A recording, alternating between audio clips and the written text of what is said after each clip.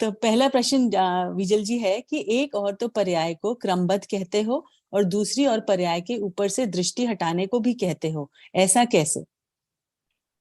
तो सबसे पहले ये जो क्रमबद्ध पर्याय क्या होता है? क्या ये कोई द्रव्य है या गुण है या पर्याय है? व्हाट इज क्रमबद्ध पर्याय? तो ये द्रव्य भी नहीं है, गुण भी नहीं है, पर्याय भी नहीं है। क्रमबद्ध पर्याय है द्रव्य के परिणमन की व्यवस्था। ओके। जो हमारे यूनिवर्स में अनंतानंत द्रव्य है, वो सभी द्रव्य हम कहते हैं इटर्नल है। इटर्नल है यानी कि अनादि अनंत है। किसी भी द्रव्य का नाश नहीं होता है। यदि हम ऐसा कहते हैं कि सब इटर्नल है, तो क्या सब स्टैग्नेंट है, स्टैटिक है? तो नहीं, उसमें सतत परिणमन होते रहता है। तो अनंत द्रव्य है और अनंत द्रव्यों का सतत परिणमन होता है, जो पर्याय होती है। बराबर। अभी क्वेश्चन उठता है कि ये पर्याय कैसे होती है, इसे कौन करता है? उसका आंसर हम देते हैं कि सभी पर्याय क्रमबद्ध है। तो हम उससे क्या समझेंगे कि पर्याय क्रमबद्ध में चार एडजेक्टिव्स आते हैं। एक तो है क्रमशः। क्रमशः का अर्थ होता है सिक्वेंशियल। सभी पर्याय जो द्रव्य की है, एक के बाद एक सीक्वेंस में आती है। एक पर्याय के बाद दूसरी पर्याय, कभी भी ऐसा नहीं होता दो पर्याय आ जाएगी या सीक्वेंस टूट जाएगा। तो क्रमशः है। दूसरा है नियमित। नियमित मीन्स प्री डिटरमाइंड। जो पर्याय जिस समय में होने वाली होती है, उस द्रव्य की वो पर्याय उसी समय पे होती है। सिंपल वर्ड्स में कहे तो हमारी तीनों काल की डेस्टिनी जो है वो फिक्स्ड है। अनंत काल बाद भी यह जीव के साथ क्या होने वाला है, क्या घटित होगा, कौन सी पर्याय होगी, वो ऑलरेडी नक्की है, फिक्स्ड है, खचित है। तो पहला था क्रमशः, दूसरा हमने बोला नियमित, फिर तीसरा व्यवस्थित। ये पर्याय ऑर्गेनाइज्ड है। ऐसा कभी नहीं होगा कि मंडे के बाद डायरेक्ट सैटरडे आ जाएगा या बच्चा पैदा होते ही बूढ़ा हो जाएगा। बराबर। एक डेफिनेट ऑर्गेनाइज्ड ऑर्डर में आएगी। सीक्वेंस तो है और सीक्वेंस वो भी व्यवस्थित है।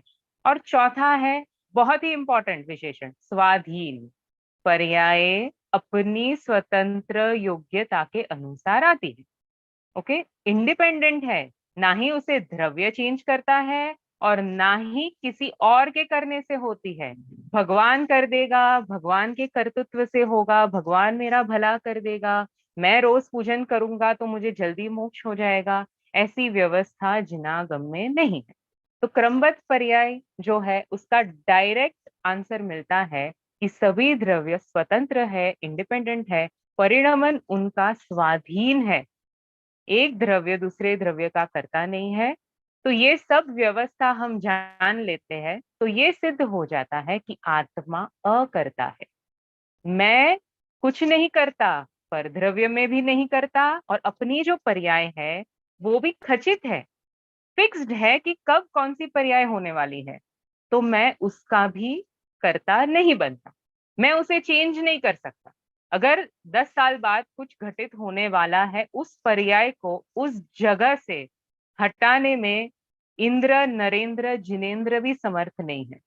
जब हम ये वस्तु व्यवस्था को समझ लेते हैं और अपने ज्ञान में उसे खचित कर लेते हैं, उसका निर्णय कर लेते हैं कि सभी पर्याय क्रमबद्ध है, पूरा परिणमन अपने आप इंडिपेंडेंटली हो रहा है और मैं कुछ कर धर नहीं सकता, ये है ultimate law of the universe, इसे हम कहते हैं क्रमबद्ध पर्याय। अभी आपका प्रश्न जो दूसरा था, तो फिर पर्याय से दृष्टि हटाने को क्यों कहते हो? तो अभी जो मुझे बुद्धि पूर्वक यदि उपदेश देना है, तो उसमें करो की भाषा ही होती है। उसमें हम मोटिवेट ही करते हैं कि आप अगर कुछ करना चाहते हो तो बुद्धि पूर्वक ये करो।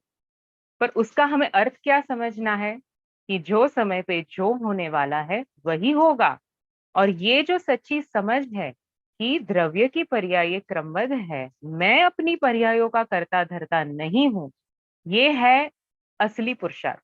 जिनागम का पुरुषार्थ क्या है? करना पुरुषार्थ नहीं है, पर अकर्ता स्वभाव की दृष्टि करना पुरुषार्थ है। समझ में आ रहा है आपको? अगर मैं कहूं कि आप ये करो, आपके करने से होगा, और ये मान लो कि मेरे करने से होगा, तो ये तो पुरुषार्थ विपरीत दिशा में जा रहा है। सच्चा पुरुषार्थ तो यही है, ये समझू कि मैं अकर्ता ज्ञाता हूं। मैं पर्यायों को भी नहीं करता, परद्रव्य को भी नहीं करता, शरीर को भी नहीं करता। जो भी हो रहा है अपने समय पे, अपने हिसाब से, अपने परिणमन के अनुसार हो रहा है। और मैं तो एक क्या बोलते हैं, डिटैच्ड ज्ञायक हूं। मुझे लगता है कि मैं कर रहा हूँ, मेरे से हो रहा है, पर मैं तो एक्चुअली उसके उससे पूरा ही डिटैच्ड हूँ, उससे निरपेक्ष हूँ। मैं तो सिर्फ जान रहा हूँ। ये निर्णय जो है, ये हमें करना है, और यही पुरुषार्थ है। तो जब हम ये निर्णय करते हैं कि मेरे करने से नहीं होता, तो मेरी दृष्टि पर्याय पे होती है कि द्रव्य पे होती है? जरा विचार करो। जो भी चेंज हो रहा है, जो भी परिणमन हो रहा है, जो भी ट्रांसफॉर्मेशन हो रहा है बाहर में, अगर मेरे हाथ में नहीं है, तो मेरी दृष्टि उस पर कैसे रहेगी? मैं ये निर्णय कर लेता हूं कि मेरे से नहीं होता, तो मेरी दृष्टि उस पर नहीं होती है, तो आपो आप पर्याय से दृष्टि छूटी, ज्यायक में दृष्टि गई, और अनुभूति हो गई। ये सीधा सीधा क्रम है।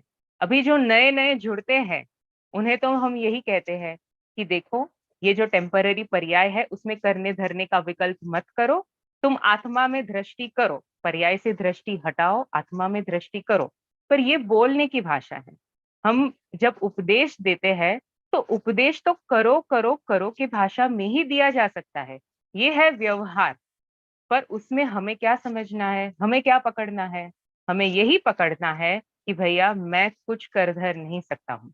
मैं ये जान सकता हूँ, मैं अपने द्रव्य को जान लूं, मैं उसकी अनंत अनंत अनंत शक्तियों की महिमा कर लूं, और ये जान लूं कि पर्याय चाहे विकारी है, निर्विकारी है, शुभ है, अशुभ है, जो भी है, वो क्षणिक है, क्षणभंगुर है।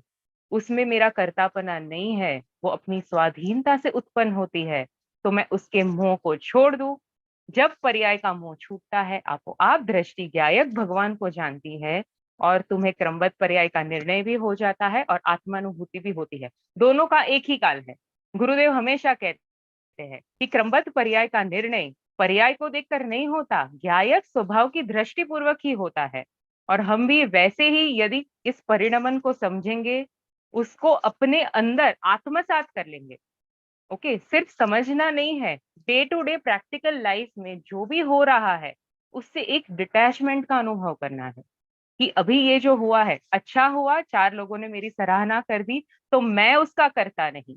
कुछ बुरा हुआ, गलती हो गई, बिगड़ गया, तो भी मैं करता नहीं, क्योंकि कार्य अपनी योग्यता अनुसार हुआ, और मैंने तो अच्छे या बुरे उस कार्य को जाना।